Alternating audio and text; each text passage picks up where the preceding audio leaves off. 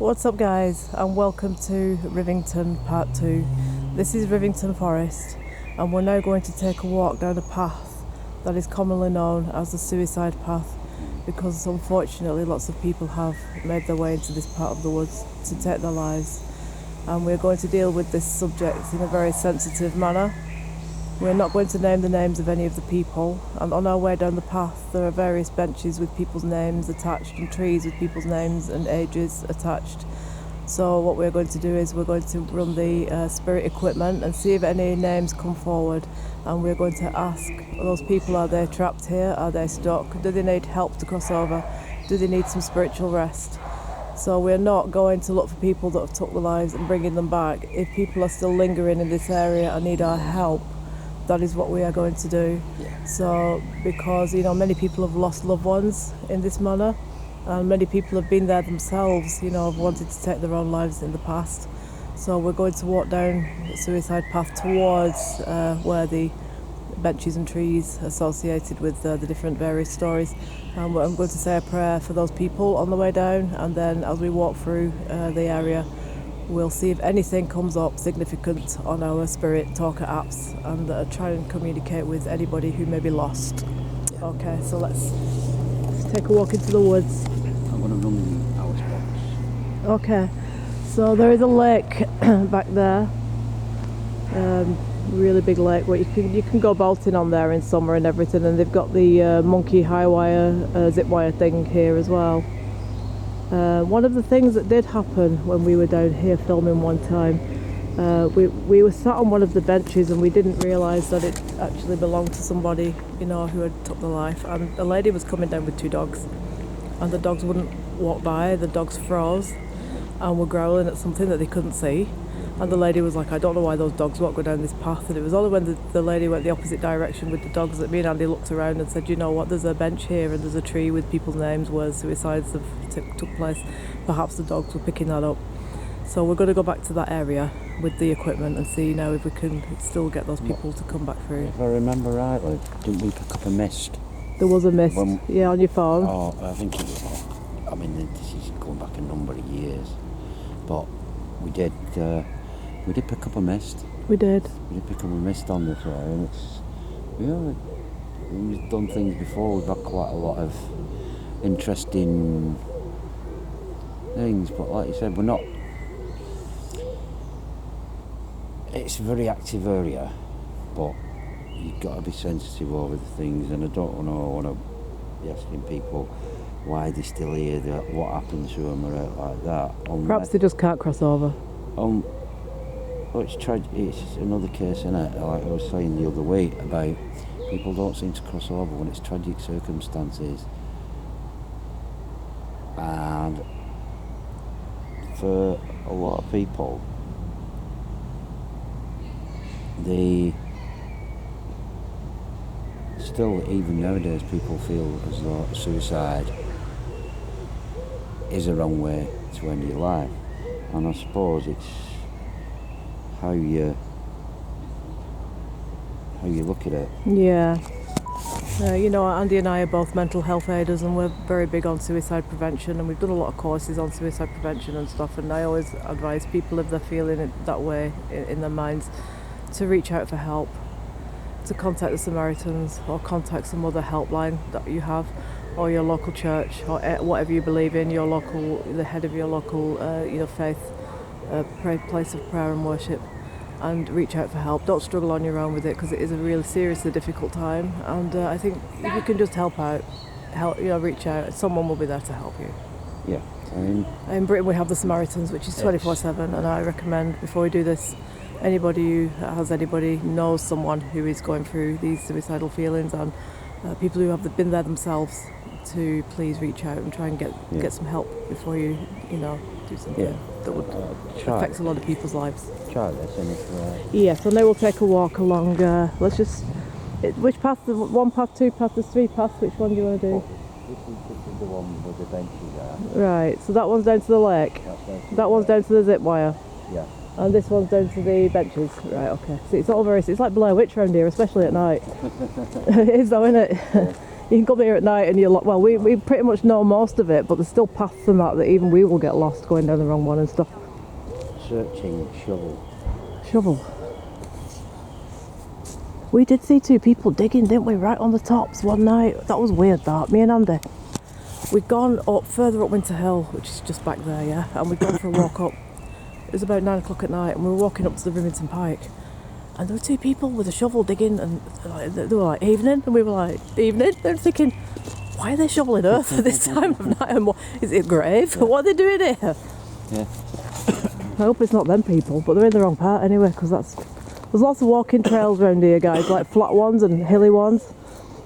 There's an old ruined castle, which is also on Rivington Castle. We did that separately. If there's anybody along this pathway that wants to talk to us, needs help, we're not here to, unless you want to tell us what happened, that's entirely up to you. We just want to know if you need help, if you're trapped here. And I know there have been a lot of people who've ended their lives here. Logical. But what made you end your life here? Is this the first bench?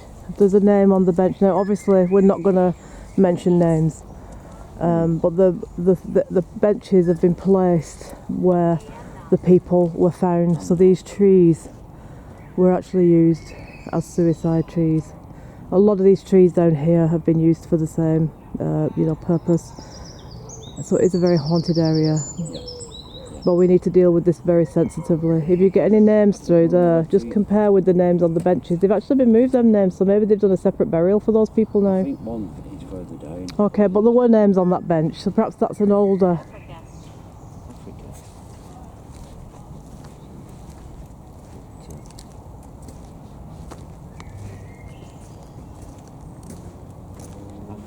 Are there any spirit people still trapped here?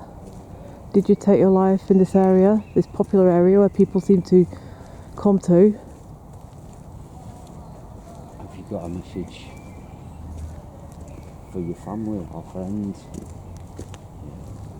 Okay, so as we walk down to the next bench, I'm going to say a prayer for the people that may still be trapped here.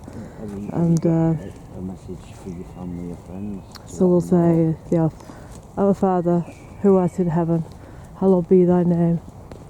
Thy kingdom come, thy will be done. Forgive us our trespasses, as we forgive those who trespass against us. For thine is the kingdom, the power and the glory, now and forever. And apologies if I said that the wrong way around, because Andy and I are pagans. It's been a long time since I've attended the Christian church, but I'm sincere in any prayers that I do say to people, because as long as you're meaning it from your heart, it doesn't really matter which way the prayer comes out. In a way, I can have a good knowledge of what you were going through at that point, to get to that point, because I've been there myself to that point. So, although I didn't go through with it, I have been to that point. Move. Okay. So going down to this next one, you want to go? Maybe they want us to move down to the next bench. I have been to that point of not wanting. I'm going to do the Lord's Prayer again. I can't believe I couldn't remember the words. It's just, that's so bad. That is just, how can you... Our Father, who art in heaven, hallowed be thy name. Thy kingdom come, thy will be done on earth as it is in heaven. Give us our day, our daily bread, and forgive us our trespasses, and lead us not into temptation. For thine is the kingdom, the power and the glory are yours, now and forever. Amen. Apologies to people that are watching this, Christian people, that I've said the prayer wrong the first time around. I have no disrespect at all towards the Christian religion. I am still Christian in my belief as well as pagan. But right now, I think we need to draw a little, sort of comfort to these people that have taken their lives here, and let them know that we are friends. We're here to help and support, even though we've come too late. If you're still trapped here as spirit, please come forward and talk to us, and now is your time. for us to be able to help you cross over. There's no need to be afraid. Nobody's going to judge you. You should be able to move on, start fresh. Whatever was going on for you at that period, at that time. There's another bench with the name, but we'll not. Andy can read the name to see who it is, but we will not obviously film that name. But if that name comes through, we know we have that person.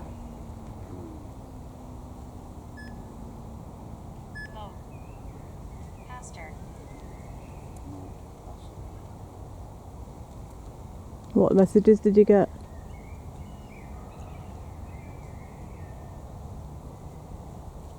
Malt and pasta. Pasta as in priest pasta? Fiddle. Or as in food? Fiddle. No pasta as in priest pasta. Priest. So perhaps they've had a priest. Fiddle. Perhaps they've had a priest come down here and bless. You know the area. Yeah.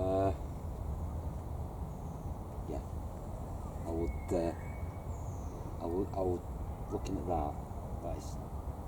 Well, don't say the name, but what is the message? No, I'm not. What is the message on the plaque? On the age 17. Okay, but is there a message besides it? No, it just says in memory of. Yeah, so they are all suicides, these benches down here. It has been sort of locally nicknamed Suicide Forest after the big one in Japan. That seems like the name of a family that I 12. knew the family. You knew the family? They're a very, very big, well-known family. Gangsters? No, they're not gangsters. Okay, so why are the gypsies? Well-known travellers. Oh, a travelling family. A lot of them used to, my dad knew someone, they lived in sort of Breakneck area. Oh, okay. That sort of area. You think it's someone from that family? Roots. So are you here with us? Did you take your life here, right here? Were you happy with the service that you had? At 17, it's actually 17 years ago. Oh, really? 18 years ago. So he'd have been 35. Yeah. But look at the bottom plaque beneath it. I'm sure that's his brother because I think I've read this plaques before and I thought these are related, these two. So did two brothers? I think one couldn't live because the other had committed suicide, took the life. If I remember, one, I think this is where the dog was barking, and one couldn't. This is 2000. Something to do with Blackpool, does it say on it? No. Is that not the one? So it's a different one. There is one bench down here, it's got two brothers' names. 2009, age 40. It's a Different. Okay. Maybe they just use the same area and they've used the same bench. But there is a bench down here where it's got two brothers' names, and one brother took the life, and then the other brother, there's a little message on it. It says something about memories of Blackpool. And then it is death day, and they're all younger, two of them. So it looks to me as though somebody has passed away, and then the other person couldn't cope and has done the same thing. Perhaps. I'm not sure. It's one of these benches, but I think maybe some of these benches might have been moved now because they're all rotting, aren't they? And some of the plaques have gone. Yeah, people probably just. So perhaps they've moved them now to Overdale, which is like the cremation graveyard of this area, isn't it? 2006, or it's 18 years ago, and it happened. Yeah. I mean, 18 years ago. But this is Measure. This is the path where we saw that white mist coming up that day and caught it on your phone. That was a very unusual experience, that.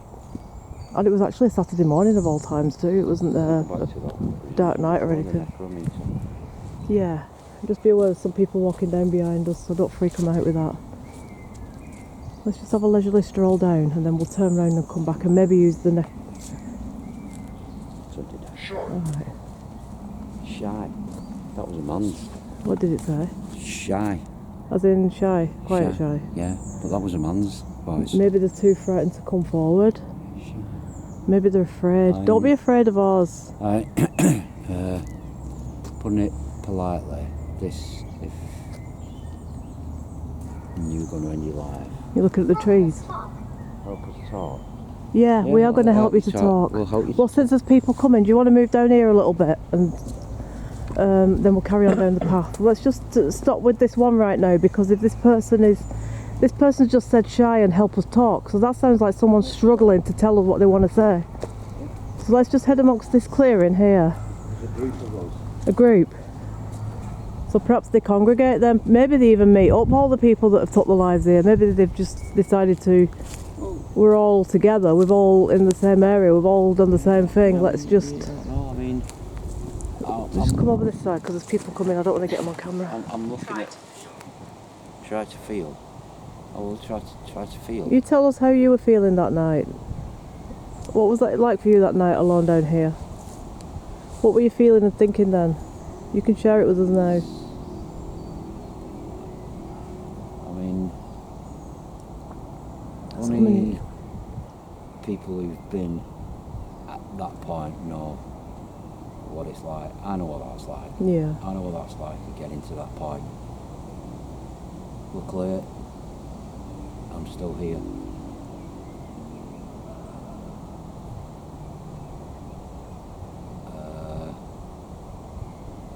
But yeah, when you're in that dark... False. When you're in that dark hole, you feel as though no, you can't get out of it. But it's hard. And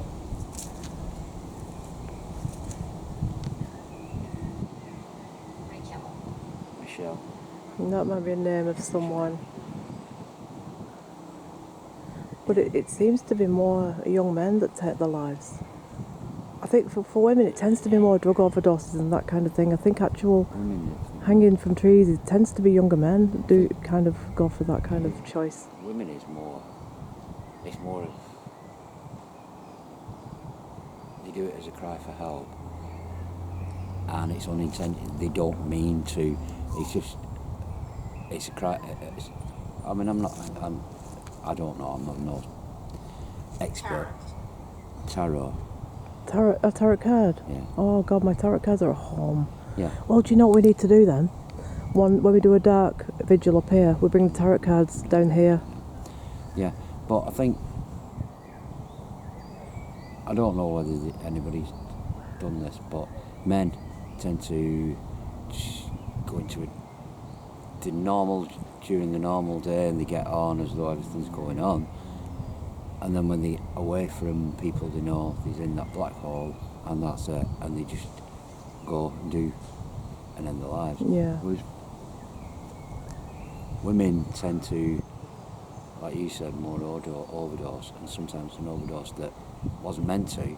They meant to go far enough that they pass out, but they get help. But it's the age-old story. Exercising. People nowadays, and men, tend to talk more. I find that now. No, it's good because now there's so many mental health ambassadors in the you know, like famous people like footballers and rugby players and Prince William and people like that who are out there saying to men, I know where you're at, come forward and speak, find someone you can talk to. It's that age-old story, isn't it? It's the pride thing, isn't it? The man pride, the male pride. It's always been the man of the house, he looks after the family.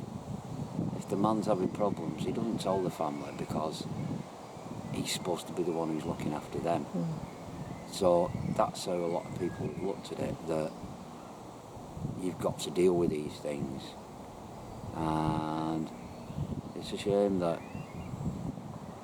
it used to happen that way. Now people, a lot of men, no matter where they're from, no matter how big and hard they are, they're quite willing to talk.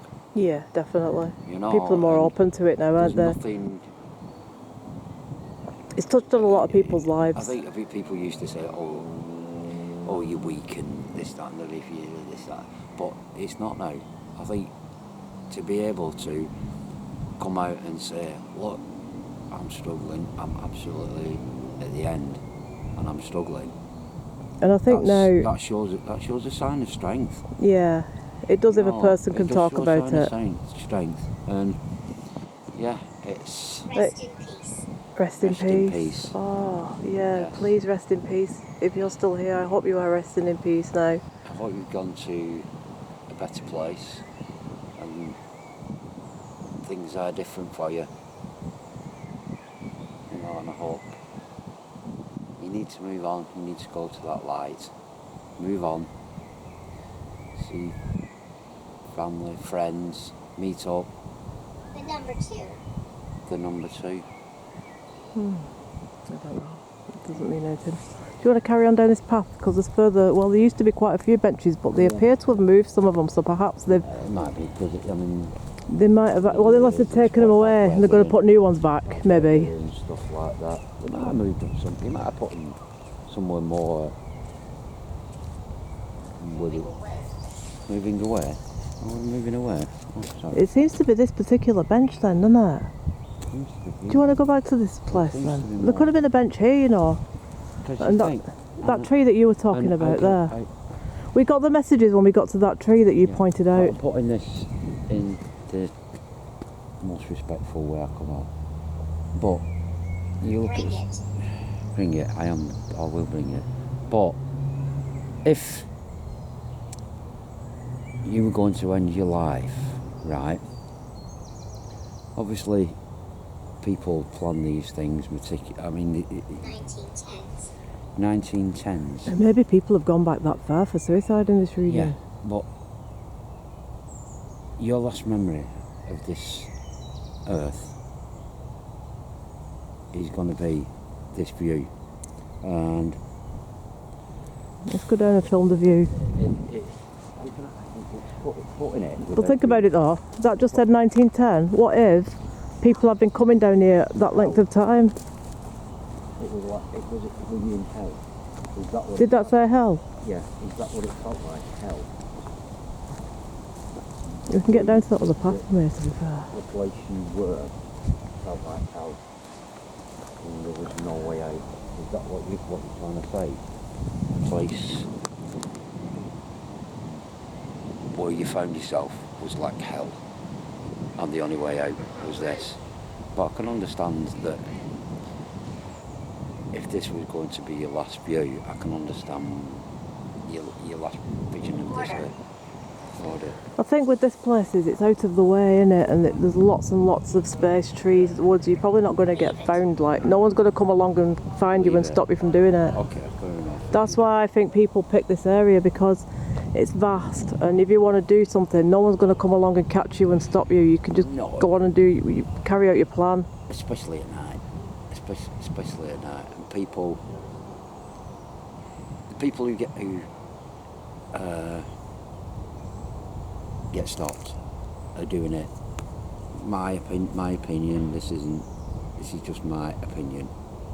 I'm not saying this. Want to be stopped. Yeah. The people who do it don't show any signs whatsoever that they're going to do it. They show no signs whatsoever. And people beat themselves up saying, I should have seen it. No. They carry on life as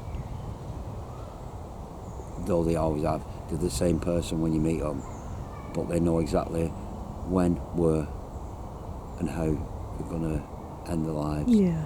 And nothing that you can do about it. If somebody has that intention in their head, there's no way you're stopping them. Yeah. If they want to be stopped, they'll let you know. They'll say things like, oh, I feel like ending my life, or this and that. Yeah, because we did it Samaritans, didn't we? People who are at that low point, who are going to do They'll it. reach out, won't they, if they want to stop. Family, friends, anybody, they beat themselves up. I should have noticed this, I should have. You won't notice it. No. You won't notice it. Yeah, Andy and I did noticed Samaritans for 4 years, so we did the suicide prevention training. And well, all the people that we talked to anyway on the phone lines, the ones that wanted help really did phone up and ask for help. And so many people just went ahead and did it, took their lives and didn't even contact the Samaritans at all. And those are the people that have definitely made the decisions. And there's really nothing you can do to stop them, and all you can do is respect their wishes. I mean, and like now, treat them with respect now they've crossed over. I mean, I thought for the camera, I've been in a position where I did find somebody after they committed suicide, and yeah, I beat myself up for quite some time that I should have noticed. And when I look back on it later, you didn't. everything was normal. Everything was normal. So that person wanted to do it. And I think you're angry with the person for doing it, then you're angry with yourself for not doing it because you're looking for something to blame. And then when you look at it, sometimes you realise why they've done it, and you respect them for the decision sometimes, because they wouldn't have been happy. And the person who I respect, when I looked at when I looked through it all and realised the decisions for him doing it, I get it totally, because he would have never ever been happy in his life because of one thing, and I realise and I get that. So I've been through both sides of the story, finding somebody who's committed suicide and going there with my own personal experience some 20 or 25 years ago. So I see it through both sides of the story. So all I can say to anybody is who's at that bottom, who feels as though there is no other way. There is a way. There are ways of dealing with things in life now. Talk.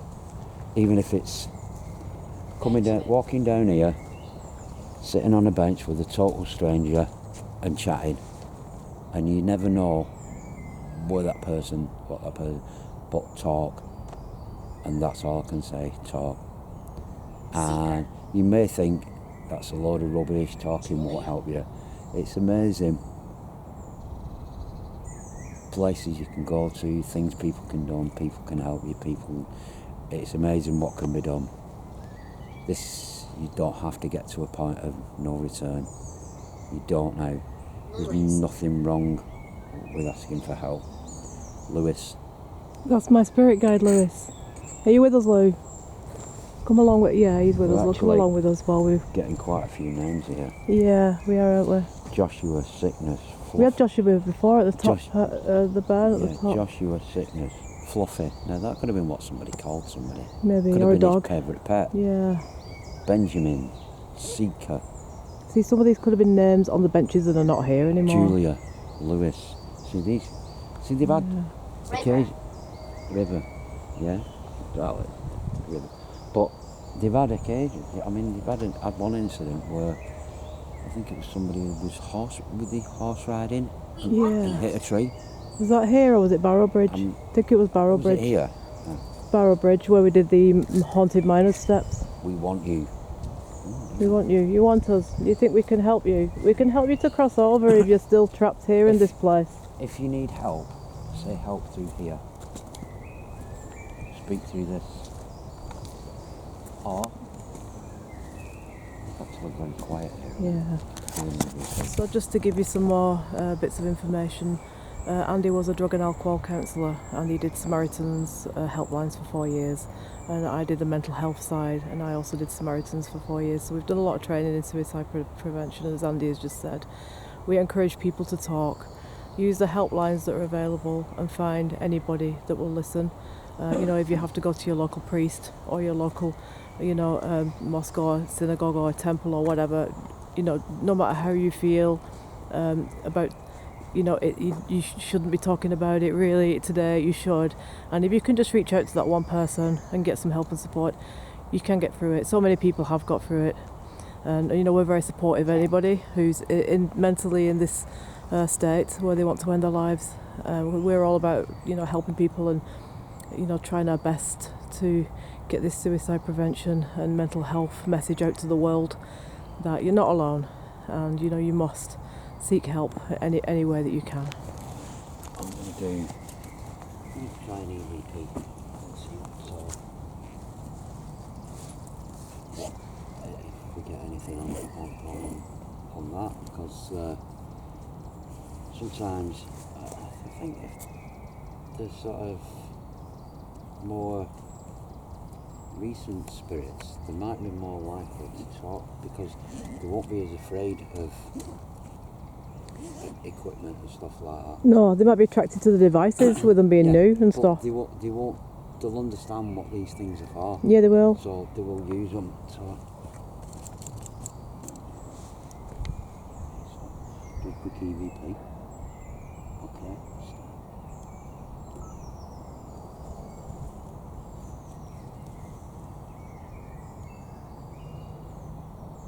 Is there anybody here who needs our help?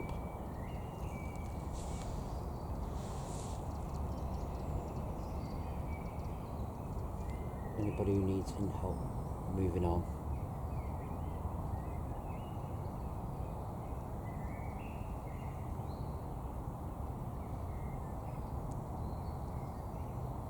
If you need us to try and help us move over to the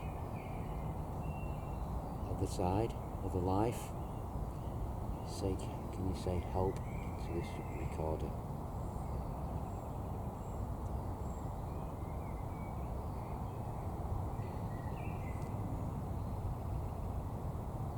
Can you tell us your name?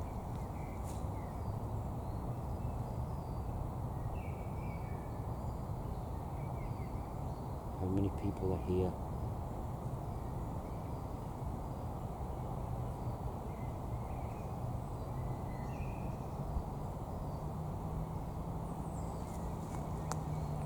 Are you okay with us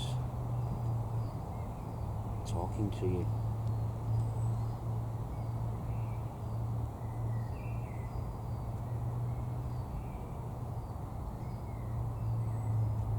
And have you got a message for anybody?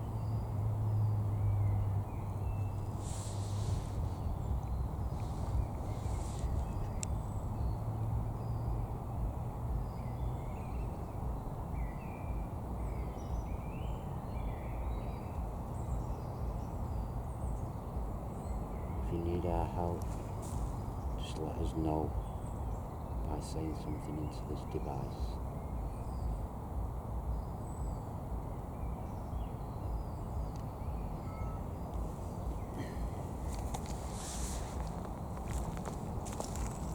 I really didn't want to say, can you tell me what happened? I don't want to do it. No, it's a bit sensitive. I don't want to do that because it's not.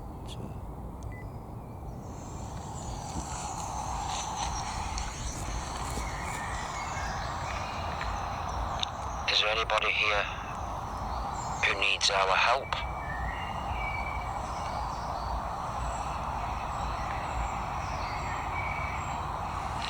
Anybody who needs help moving on?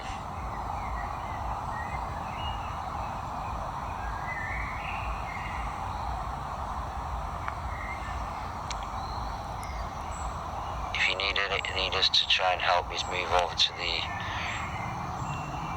other side of the life, can you say help into this recorder?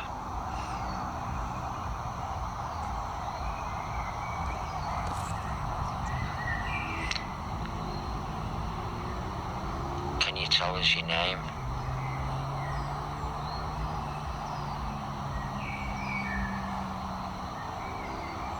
How many people are here?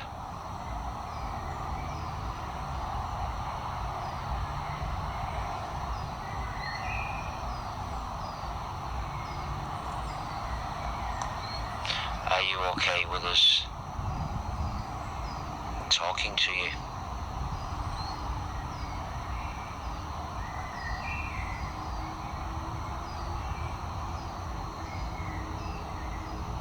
And have you got a message for anybody?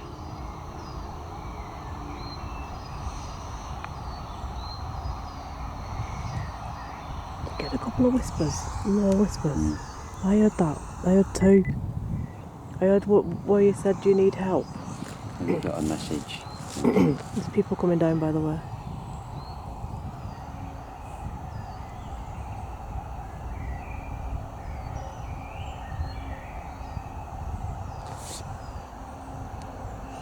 If you need our help, just let us know by saying something into this device.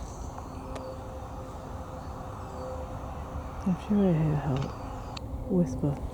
Did you hear it? I'm sure. It's like a whisper, isn't it? Yeah. It is like it was. We'll walk back up anyway because we've got one more location to do right here, but this is more of a spooky, haunted one. I know this has been a very sensitive subject, but it's a subject not to be avoided and ignored, really, because it touches everyone's lives. We either all know someone or know of someone who's gone through this.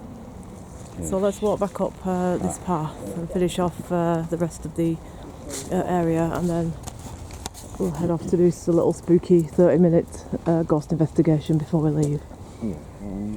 It is a sensitive subject, and it's a very sad, traumatic thing for people to have to go through. But at the same time, now, as Andy said earlier, everybody is getting involved in mental health support and suicide prevention.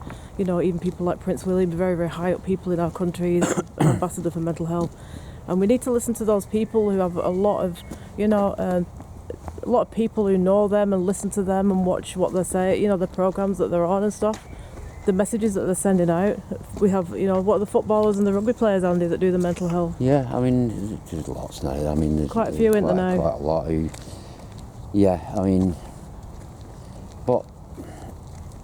And a lot of records now, are written around people struggling with their mental health, so... Yeah, I mean, it is a big, huge thing now. In a way, it's a subject that people don't want to talk about. I mean, different people have different views on it, and...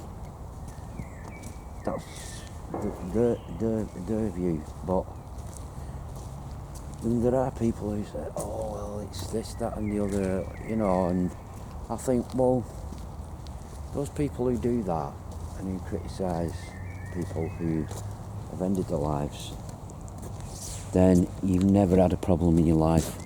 You've never had a problem in your life, because you never know what life's going to throw at you, and you never know whether you're going to get to that point where you've had enough. And trust me, when you get to that point, you can only see one way out, and it's not a nice place to be. Luckily, I had people, I got out of it, and I'm fine now. But when you've been at that point, it's hell, trust me. So, for people who say, oh, this, that and the other, and it's, oh, you shouldn't be doing. Well, you've never had a problem. You've never had a serious problem in your life. I think one of the biggest things today, really, for kids is the Facebook and the social media and all that stuff. That's so many young suicides now brought about because of that, and it's so sad. And this is why we've got people like 3 dads walking, and now we've got 3 mums walking as well, raising money because they all lost their daughters and sons through, social media, putting pressure on kids to behave a certain way, look a certain way, be popular, and it's just insane that it's gone like that. But there's nothing more upsetting and sad than hearing like that with the three men, the guys who were doing the walks, their daughters. They were only children. They were children, and they've ended their lives because of what somebody said about the looks or how they dressed, or it's just... So governments of the world need to be doing more, and if any politicians are watching this, you need to be doing more on this subject. Protect these kids. You need to be... They ought to be growing up and enjoying it. These social media platforms, they're not bothered. They're making the money. More and more people are on it. They're not bothered. And they talk about we're putting in these guidelines. No, they're not putting nothing. They keep telling you things are changed, but it doesn't. How many times you hear, we put parental controls on it, and you think, you need parental controls on the parents, because the parents give the passwords to the kids. I mean, how many times you see it? You've got computer games, or whatever they call them now. I'm going back to showing the age. But how many times you get it? For over 18s only, and parents are going buying it for the 10-year-old kid. It's not parental controls and on things that you need. It's controls on the parents. Bad parenting. Yeah. Bad parenting. Has a lot to do with it. Bad parenting means bad children. Yeah. And I don't care. And I know people are right and say, oh, he's got this, he's got that, the other. I'm sorry, but when I was at school and up until I was 20, nobody had heard of ADHD, nobody had heard this. You know, it never happened. It's just something that's been invented by this generation of parents and children as a way of getting away 20. with bad behaviour and born idleness. 20. I wonder if that's the age of the person on this bench. I think the plaques have been removed off this one. Yeah. I've got a feeling they're going to do new benches. Yeah, because I think they're all going for them marble ones and stone ones now, aren't they, that last? Because these wooden ones just rot, don't they? Yeah, these are just... I'm not sure if this wasn't the one that had the two brothers' names on, to be fair. I think it was. I think there was a brother, and then the other one was the second brother. That was a related thing. I do remember the plaques. I'm sure one was about 20 or 21. And then the other one, 5 years later, had put Memories of Blackpool. I think it was... Joanna. I think he took his life in Blackpool because he wasn't able to cope with losing his brother. I'm pretty sure that was the story, and this was the tree. I remember that much. And the family might have to come for... they might be doing a new bench right there. Reasons, or I mean, if this is they used to have it nailed to that tree. There was a name nailed on that tree and a date at one point. So obviously this was the actual tree. So perhaps the family now want to move on from all this. And maybe... You know, have his memory, but move on from this particular area. I think maybe it was a place that they all enjoyed coming to, and I'm thinking maybe if this was a place, they might not want to be reminded. They might have took it with them, to have with them at home, don't you? I think eventually, after years have passed, people want to move on from the painful experience. I think once they've come to terms with it, they're all around us, and accepted it, there is a time to move on, and that I think is when you change your location and things. You change things in order to move on and make it different, and then you can cope with the future better. Things are difficult at first, you know, and that, yeah. But I think when you start to, you initially have that memory, that fresh memory of the end of that person's life. You have that fresh memory. And that sticks with you for a while. And then that sort of memory that memory of that last moment, that end of the life, tends to fade. And then you remember, God, you remember when they did that? I mean, good memories, happy memories. My dad and my mum. Yeah, you do get flashbacks of that at the end of the life, when you found out they weren't here anymore. But then you start remembering funny times, and you remember, and that's good to have, that you remember the funny times. You remember, you don't, because sticking with that moment when they left doesn't do you any good. And I know people, oh, it's an easy thing, but they wouldn't want you like that. No. If I passed away, I wouldn't want somebody spending their life standing by my graveside, or, you know, getting upset about that moment. I'd want to remember him when I was a pillock. Who's Michael? We've had Liam and Michael. I wonder if that was the two brothers. I don't remember the names from them. Could have been. Could be, couldn't it? Could be. Bless you both if you're attached to these suicide benches. Love and peace. Yeah. But Okay, so we're going to finish off this. I know this has been a sensitive subject, but it's a subject that's not to be avoided. Everybody needs to make some reference to it. And I'm going to leave you with one small quote, Christian quote, which my grandmother used to use, and it's very, very, very popular world over. God grant me the serenity to accept the things I cannot change the things I can, and the courage to know the difference. And if anybody has had any of these feelings and is feeling, particularly upset by the sensitive subject that we've been talking about, please use the Samaritans helpline. If you're in the UK, 24/7, they're really, really, really good people, and they will help you. And on that note, we'll say goodnight to you all.